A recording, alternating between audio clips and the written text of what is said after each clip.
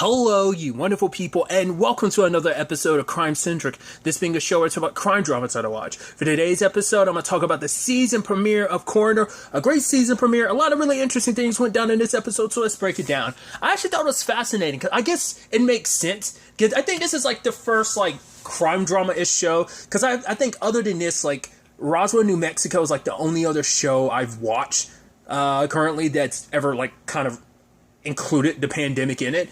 Obviously, it's just they mention it. It doesn't really like pertain to the story, but like this like leans into. I know a lot of shows have like incorporated that into their stories, but it's just so. I mean, first and foremost, this is also like the first show I've ever watched that kind of covers like the pandemic, like COVID and everything outside of the U.S. Because if you're unaware, I live in the U.S.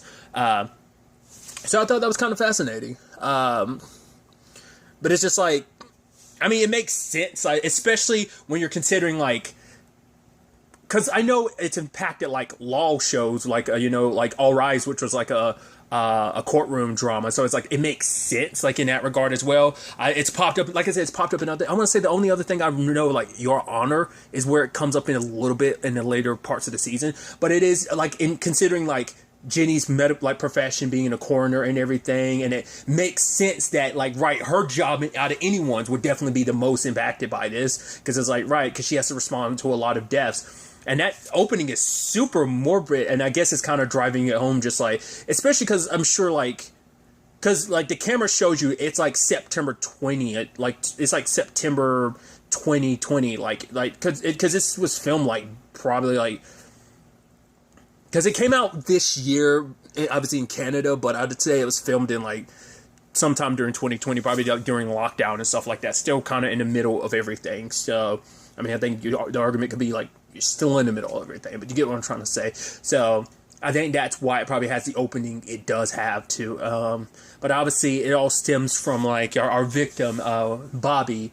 And obviously, it's a question of like, well, was it an accident? Was it a jacking going wrong? Like, was someone trying to like jack her for stuff? And then did she drive and get, like what was going on there? So obviously, looking into it, we find out more about Bobby. It turns out, and I didn't know this was a thing. I should probably ask my mom about stuff like this, just because she is a nurse, and I don't know if the same practices like concerning like an old folks home, like whether those same rules actually apply to like hospitals and stuff like that. Like, could you be someone that works at multiple I mean, I don't think does that happen, nurses working at multiple hospitals? I mean, I think it could happen, but obviously like her working at multiple homes, the way Donovan was talking about it is like, oh, that's kind of a big no-no, and I was like, oh, that's interesting, which I mean, I guess it makes sense, because you could be like cross-pollinating like different places, because she was working in like 6 different homes. It's like, yeah, you're trying to do a lot of good, but working in multiple places like that could increase the chances of an outbreak or something. So I guess, because even later on it's like, oh, they asked the manager at that particular place she was working, and it was like, oh yeah, they pretty much threw it saying like, oh, she was the one responsible for COVID finding its way to that particular home because of her working at other places and stuff like that, which I thought that was so fascinating. Like I said, I never really heard or thought about that aspect of it like that. It just never, it's once again, it's like when something's not like in your purview of like, yeah, like the medical world, like you hear like it, I have an adjacency to it because I have family that works in it, but it's still like, it's not one of those things like, well, you're working all the time. Like, I don't feel like I should be asking you, like the last thing you want to do is think about work or your home. So it's just like, it never crosses my mind, but it's like, yeah, it's just like, because that's so like, yes, I'm connected to it because I have family work in the medical field, but it doesn't like, I'm still like, it's still like a completely, it's like a foreign world to me, because like, I'm like, it's fascinating. I thought that was interesting, but also seeing like, because I guess it's something it makes sense, but another aspect of like, I think it's because I don't, not to get depressing or anything, but like, at least my grandparents that I was close with aren't alive anymore, so I'm not in a situation where I had to visit anyone I knew in like a in a like retirement home or a nursing home and stuff like that. So, but seeing like this family having a sign being like, "Oh, happy birthday, grandma." It's like, "Oh, it's beautiful," and Jenny says, "Oh, like it's beautiful and super sad." It's like, right, that's the reality of the world we live in. That something like that. But it's about protecting these people who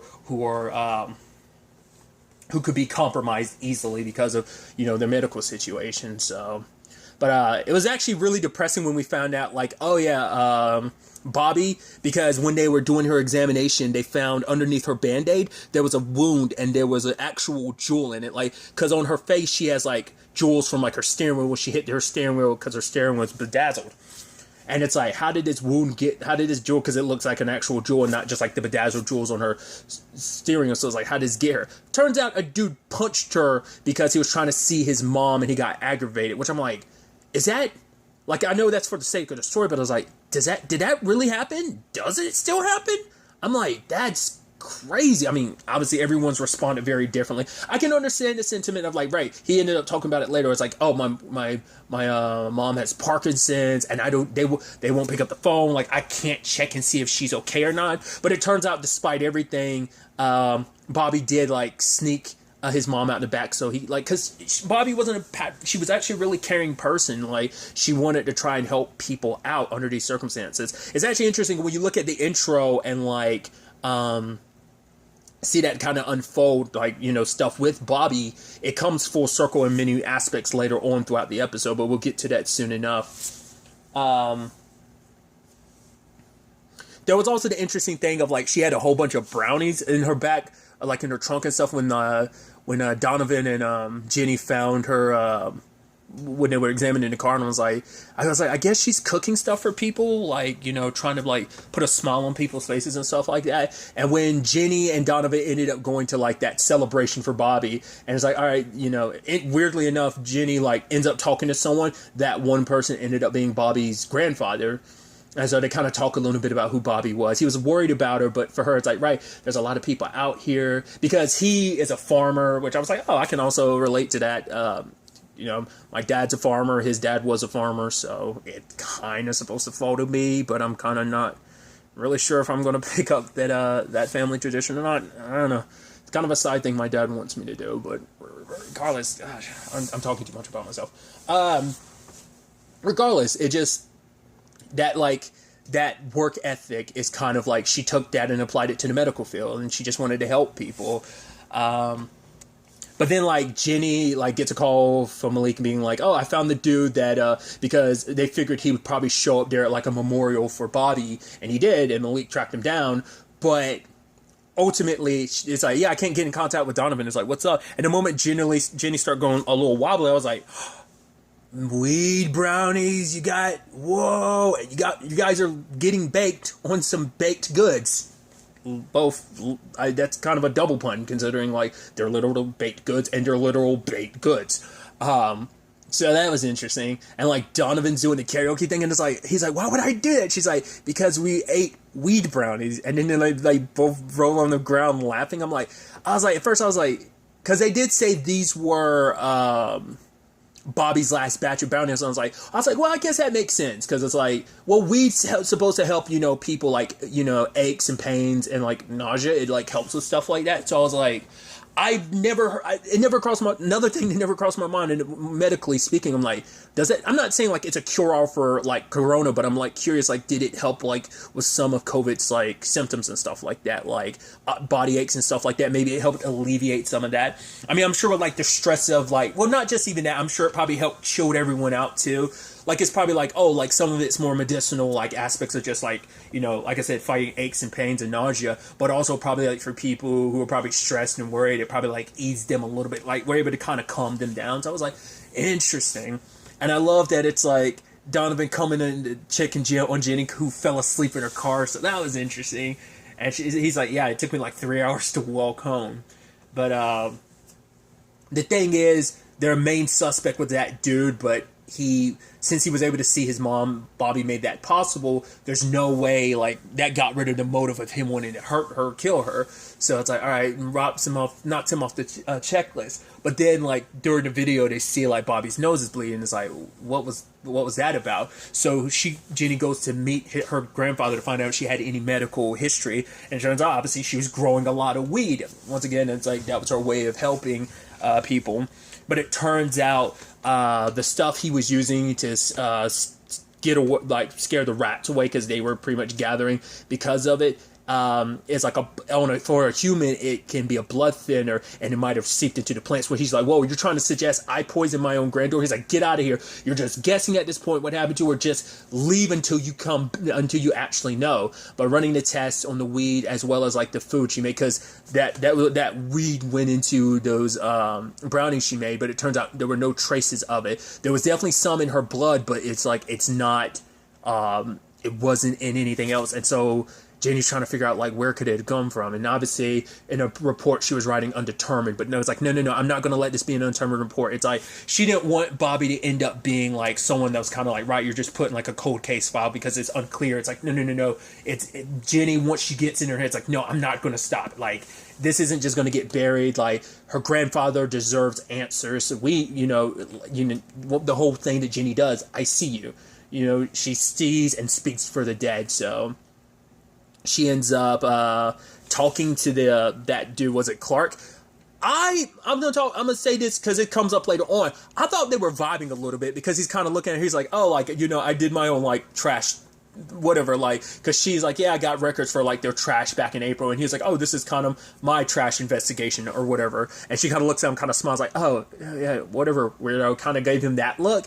I was like, oh, are they vibing or something? It's like, because obviously, like, this episode also dabbled with the fact is of, like, right, she hasn't heard from Liam in, like, 5 months, but he sent a letter, and she hasn't read it yet. So, I thought, I was like, oh, they setting up a potential another love interest. So, like, I'll skip around a little bit just to be like, that's why when he rolled up at her place, and he's like, oh, what do you want to know or not know? I was like, oh, you're trying to be cute and coy about, like, oh, do you want to know that I'm vibing with you or something like that? It's still kind of weird for you to roll up on a place like that. Totally ended up not being that. We'll get back to it later on what it ended up being.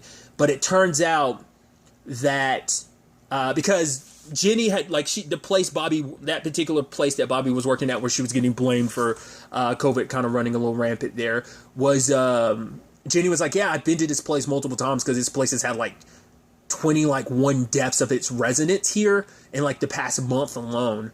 And so she had been in and out, and that's why she recognized Bobby, but everyone's wearing masks. And Donovan was like, you're not a saint, like everyone's wearing masks, so it wouldn't have been easy, because the entire time she kept being like, why do I feel like I recognize Bobby? I'm just not sure why she looks so familiar. It's like, yeah, she'd go into the places like Bobby had been working. That's what it was. But regardless, looking into it, they found out that I said baby. I don't know. Once again, mouth talking a little faster than my brain. Bobby was kind of a whistleblower about the place she worked at, because it turns out, like, because it came up earlier in the episode, like, Bobby was like, yo, there's no mask here, and the guy was just kind of like, almost like that place wasn't running, like, keeping up with things like it should, like, they weren't getting the supplies they need, or, like, the mask necessary, like it was a necessity, even at that point, and that particular nursing home just wasn't keeping up with it. They were just like super lacking on it, and she was was complaining about it, like that they were falling short on it.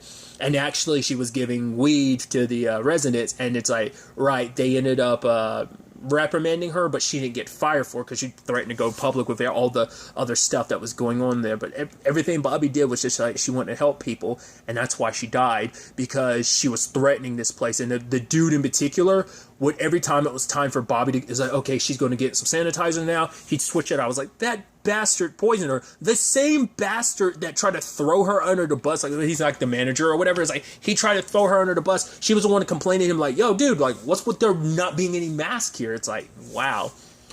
And it's like, oh, it's just like, he was like, yeah, I was hoping it would make her sick, and she'd go away. And then Jenny responds with like, well, she just wasn't that type of person, And obviously Jenny telling her grandfather later on and him breaking down. You can even, like, you can't hear it, but you can see it in his mouth, like, why? Why did someone murder my granddaughter? It's like, because she was trying to do the right thing, and it would have made them look bad, him in particular. So he wanted her to make her sick so she'd go away. He didn't know it would end up killing her, because like that constant like absorption ended up taking its toll on her. So like that's, you know, he ended up killing her, you know, and it's sad, and just trying to do the right thing, calling that place out for its BS, and she died because of it. So, and Jenny holding Bobby's grandfather as he's kind of breaking down. It's a heartbreaking scene to see, you know.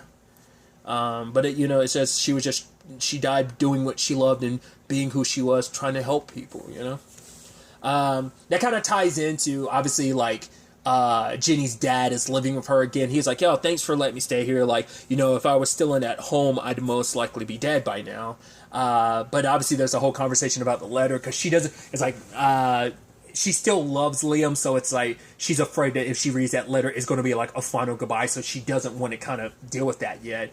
And so it's like, can you hold on to it? She's like, if I can't keep it, I almost likely lose it. He's like, okay, I'll just remind you, I do have dementia. I was like, I thought it was kind of like a cute moment between them, but obviously, I was also asking a question. I was like, oh, where's Ross? I was like, well, he's most likely off at college. I mean, I think the last time we, like, I was like, well, he's most likely living with his boyfriend at the time, so maybe they're shacked up together during all this, because I guess he comes back time to time to look after his grandfather, so they were out there bird watching, and he almost lost him for a little bit, but turns out they were able to find him. Like, he ended up finding a stream. It's like, oh yeah, like, so close to our new house, like, here's this beautiful stream. And so, but I also love Jenny being like, right, I absolve you of your responsibilities. Like, you don't have to, like, be in a position to constantly taking care of your grandfather. The fact of the matter is, you should go out and just be the 19-year-old that you are. So, but Jenny does finally read the letter from Liam. We don't get to hear or know what that was all about. I'm sure it is a goodbye, as he's dealing with a lot of stuff. But like I said, when Home Dude rolled up, I was like, yo, it must be him, like, trying to holler at Jenny. It's like, oh no, I'm giving you a head notice because there's an open investigation about your sister's death. I was like, wait, what? I was like, oh boy.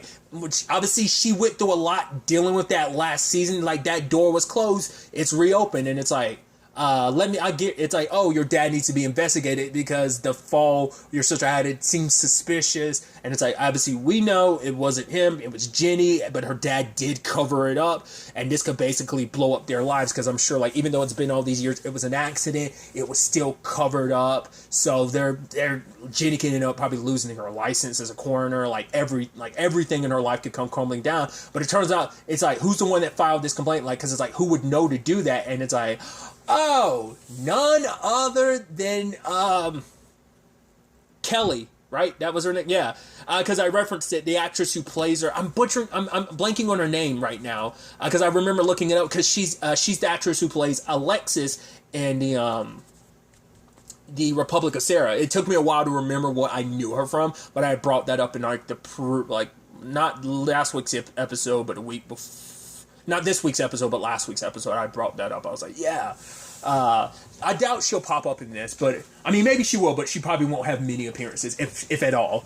But it's like, wow. I mean, to be fair, Jenny did put her in jail, because you are a complete psychopath and sociopath, so it's like, no love lost there. But it's like, oh, even in jail, she's sticking it to you, and just like Jenny just like screaming and just being like, which is ironic, because that comes a little full circle, because like the opening is like 4 months from now, where it's like, right, bottling up your emotions, kind of let it scream out, and she was the only one that didn't. And so for that to be the top of the episode, and for us to get to the end of the episode, and she does it, you know, even though she doesn't do it in the intro. And I love that it's almost this moment of her, because she's just barefoot and she goes, ow. It's just a funny, like, little lighter note to end it on, with that being the last thing of just her being like, I think it's just supposed to be like, man, life sucks. It's just one thing after another in that regard.